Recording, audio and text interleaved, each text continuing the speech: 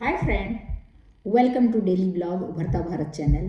मैं हूं आपकी होस्ट रूबी ठाकुर। दोस्तों, इंडिया अलायंस का जो पार्टनर है, इंडिया अलायंस का जो पार्टनर आप बोलिए या उस ग्रुप में जो है जो जो जो पार्टी है, उसमें से जम्मू कश्मीर का भी अब्दुल्ला का भी पार्टी उसी में है।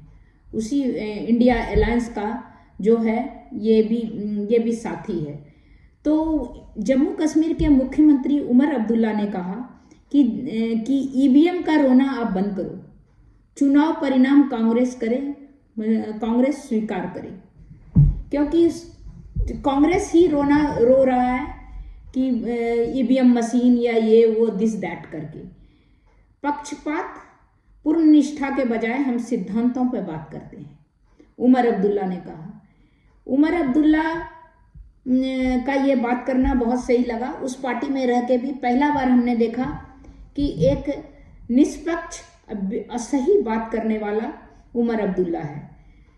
विपक्षी गठबंधन INDIA के भीतर सब कुछ सही नहीं चल रहा है। तभी गठबंधन के सहयोगी दल नेशनल कॉन्फ्रेंस के सहयोगी कांग्रेस के इलेक्ट्रॉनिक वोटिंग मशीन पर जो सवाल उठाया गया, उस आपत्ति को सिरे से नकार दिया, खारिज कर दिया।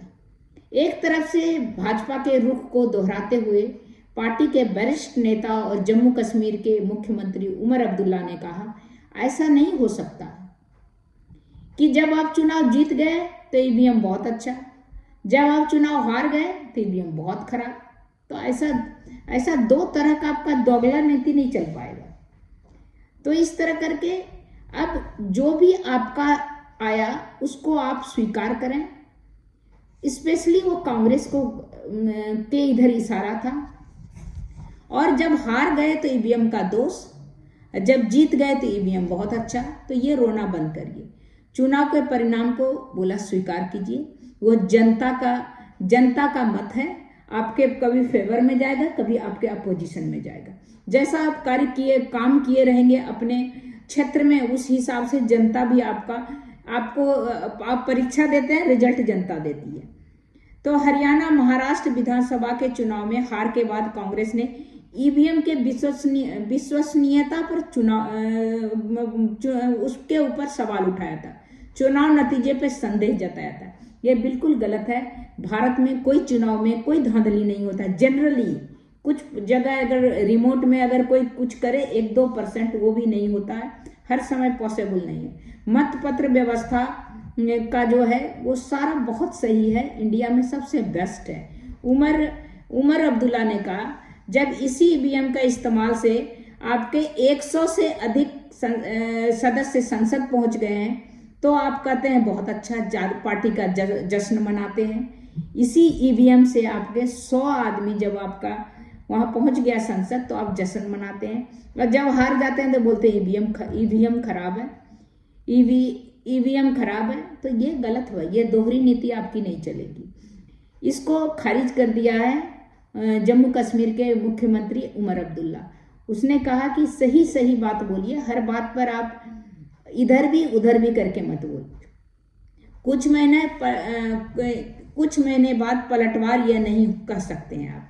पहले तो आप जश्न मना रहे थे जब आपका 100 से अधिक सदस्य आप पहुंच गए थे आपका संसद में, तो आप बहुत जश्न मना रहे थे। तो इस तरह नहीं हो सकता। दो तरह की बात, या तो जश्न मनाइए या तो उसमें भी बोलिए कि मेरा गलती हो गया, ईवीएम खराब के कारण 100 मेरे पास 100 आ गया मेरे सदस्य। तो ऐसा पॉसिबल है नहीं।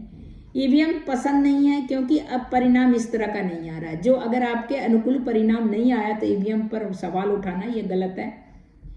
सबके लिए वही है ईवीएम, अगर आपके लिए भी है, दूसरे के लिए, अपोजिशन के लिए भी है, सबके लिए, रूलर पार्टी के लिए भी है जो रूल कर रहा है अभी। तो जैसा हम चाहते हैं, उमर ने कहा, पक्षपात निष्ठा के बजाय सिद्धांतों के आधार पर बात करें। जो सही बात है उसे सही बोले। उदाहरण के लिए, एक चुनाव में मतदाता आपको चुनते हैं, दूसरे चुनाव में नकार देते हैं, तो वो मतदाता का है, वो ईवीएम मशीन की नहीं है गलती। वो झूठ मूठ आप करके अपोजिशन पर आप कुछ भी लांछन लगा रहे हैं, वो लांछन लगाना बंद कीजिए। अगर आपको जनता ने स्वीकार किया है तो आप जीत जाएंगे, जनता ने नकार दिया तो आप हार जाएंगे, उसमें कोई मशीन कुछ नहीं कर सकता है। तो इस तरह करके मतदान तंत्र पर भरोसा रखिए, नहीं तो चुनाव नहीं लड़ना चाहिए। अगर आपको भरोसा नहीं है तो आप घर में बैठिए, आपके साथ कोई धोखाधड़ी नहीं करेगा, नहीं जनता करेगी और नहीं ईवीएम मशीन करेगी।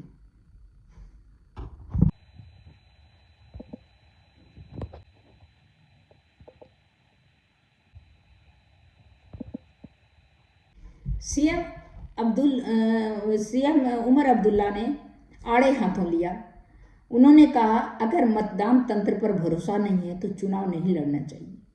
उमर ने कहा मैं लोकसभा चुनाव में हार गया था और विधानसभा चुनाव में जीता, मेरी पार्टी को बहुमत मिला, दोनों ही नतीजों को मैंने स्वीकार किया और कभी ईवीएम का दोष नहीं दिया। चुनावी नतीजे चाहे आपके पक्ष में हो आपके विपक्ष में हो, ईवीएम वही करती है जो जनता करवाती है, जो जनता करती है। अगर पार्टी के मतदान तंत्र में आपको भरोसा नहीं है तो आपको चुनाव नहीं लड़ना चाहिए। उमर ने सेंट्रल विस्टा जैसी बुनियादी ढांचा के परियोजनाओं के लिए अपने समर्थन को स्वतंत्र सोच का उदाहरण बताया है। कहा हर किसी का धारणा के विपरीत मुझे लगता है। दिल्ली में सेंट्रल विस्टा परियोजना का निर्माण दूर का सोच है। मेरा मानना है कि नया संसद भवन बनाना एक बेहतरीन विचार था। हर तरह का जो पुराना संसद अंग्रेज के टाइम से था, वो जो नया बनाना एक बेहतरीन विचार था। हर आदमी का अभी डेवलपमेंट हो गया है। आप जो बैलगाड़ी से कार पे चल रहे हैं, कार से हेलीकॉप्टर से चल रहे हैं, उससे आप जहाज पे प्लेन पे चल रहे हैं, उस तरह अगर नया अभी जो संसद में हमला हुआ, अभी नया बनाने से क्या है, आपका सेफ्टी वेफ्टी सब चीज का आपका पुख्ता इंतजाम है, जिससे दोबारा अगर कभी कोई हो तो उसमें अलार्म बजे, सब तरह का नया टेक्नोलॉजी होगा। तो इस तरह करना, ये जो अपोजिशन का अननेसेसरी लेग पुलिंग करना, वो बिल्कुल बंद करे। वो सबके लिए है, उसमें अपोजिशन और जो रूलर पार्टी है वो दोनों बैठता है। तो दोनों के सदस्य के लिए, दोनों के जो संसदीय सदस्य हैं, नेता हैं, सभी के लिए वो सुरक्षा का व्यवस्था है, वो नया संसद का निर्माण करना। राजनीति के जगह खुद बनानी पड़ती है। वंशवाद की राजनीति पर उमर अब्दुल्ला ने कहा राजनीतिक वंश सफलता के लिए जीवन भर टिकट नहीं है। अगर आपके बाप दादा अगर बड़े नेता हैं, आप में क्षमता नहीं है, आप नहीं कर सकते हैं, तो आप जिंदगी भर नहीं टिके रह सकते हैं। ये बहुत जगह एग्जाम्पल आपको सेट करते मिलता है। आप देखिए, उदाहरण के लिए राज कपूर बहुत अभिनेता अच्छे थे, निर्माता अच्छे थे, निर्देशक अच्छे थे, लेकिन उनके ही सुपुत्र आप देखिए रणधीर कपूर, वो ज़्यादा नहीं टिक सके फिल्मी दुनिया में। और भी अब राजेंद्र कुमार को देख लीजिए, ये फिल्मी एग्जाम्पल मैंने दिया, वैसे ही आपका ढेरों एग्जाम्पल है। इतना सारे किले हैं, इतने सारा खंडहर बने हुए हैं, कोई न कोई तो किला बनाया होगा उसी का कोई बादशाह, कोई राजा ने, लेकिन उसका सुपुत्र उस लायक नहीं है कि उसको संभाल पाया।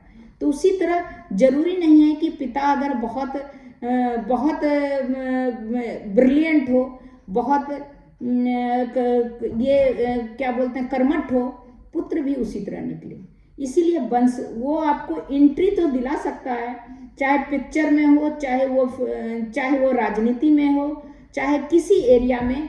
वो जो आपके बाप का नाम, आपके फादर का नाम से आप उस जगह पहुंच सकते हैं, क्योंकि आपके प्रमोशन का जरूरत नहीं होता, आपके फादर ही ब्रांड एम्बेसडर बन जाते हैं आपके एंट्री के लिए। तो आप वहां तक तो पहुंच जाते हैं, फिर आपका काम है ना वो बोलता है। आपके बाप के नाम के सहारे, बैसाखी के सहारे आप ज्यादा दिन तक नहीं टिक सकते। तो वो बात सही बोला उमर अब्दुल्ला कि अब अगर आप में कलेवर है तभी आप वहां टिके रहेंगे, अदरवाइज आप नहीं टिक सकते हैं। आपको नकार देगी जनता, अगर नेता में नहीं दम है तो वो नकार देती है। तो इस तरह करके हर किसी को अपनी जगह स्वयं बनानी पड़ती है। कुछ देर के लिए परिवार का सहारा मिल जाता है। उन्होंने भाजपा को घेरते हुए कहा सत्तारूढ़ दल अपनी सहयोगी दलों के साथ इस मुद्दे को क्यों नहीं उठाता है कि वंशवाद की राजनीति बंद करे, जिसमें इंटेलिजेंसी है, जो ज्यादा कर्मठ है वो आ गया है। जिन पर वंशवादी राजनीति के आरोप लगते हैं, बता दें, उनके दोनों एडवोकेट पुत्र विधानसभा चुनाव में पिता के साथ खड़े पैमाने में प्रचार किया था। इस पर भाजपा ने वंशवादी राजनीति का तीखे हमले किए थे। तो इस तरह करके वंशवाद राजनीति नहीं चल सकता है। वंशवाद राजनीति आपको एंट्री घुसा सकता है, आपको हर जगह, हर क्षेत्र में। आपके पिता जो है ब्रांड एम्बेसडर बने रहते हैं, क्योंकि आपके पिता इंटेलिजेंट, कर्मठ, प्रतिष्ठित रहते हैं, तो उनके पुत्र के नाम से आप जिंदगी भर नहीं खा सकते। आपको खुद काम करना पड़ेगा, तभी आप चल सकते। तब तक इतना ही, फिर मिलती हूँ अगले कुछ इंटरेस्टिंग टॉपिक को लेके। अभी उमर अब्दुल्ला ने जो बोला, बिल्कुल साफ बोला, सही बोला कि अगर आपको ये मिल जाए तो बहुत अच्छा। ईवीएम मशीन से आपके अगर सदस्य, आपके जो नेता जीत के आए तो बहुत अच्छा। आप जश्न मनाइए, लड्डू बांटिए, पटाखे फोड़िए, आप अपने मुख्यालय में जाके जश्न मनाइए, सब पार्टी। और अगर आप हार जाते हैं, ईवीएम पर आप सवाल उठाते हैं, तो ये दोहरी बात नहीं चल सकती है। या तो आप एक जगह रहिए कि हमारा भी गलत हुआ है, आपका गलत हुआ, तो तब उस पर आदमी का, उस पर इंस्पेक्शन, उस पर जांच हो सकता है। लेकिन दोहरी न राजनीति नहीं चल सकती है। जनता ने अगर नकार दिया आपको, तो वो स्वीकार कीजिए। अब ईवीएम मशीन पर सवाल मत उठाइए। तो तब तक इतना है। आप अगर मेरे वीडियो पर नए हैं तो मेरे वीडियो को लाइक कीजिए, सब्सक्राइब कीजिए, बेल आइकन दबाइए। इसी तरह इंटरेस्टिंग टॉपिक पर मैं वीडियो लेके आते रहूँगा। आपके हेल्प का ज़रूरत है हमारे वीडियो को ग्रो करने के लिए। तब तक इतना है, फिर मिलती हूँ कुछ नए टॉपिक को लेके। नमस्कार।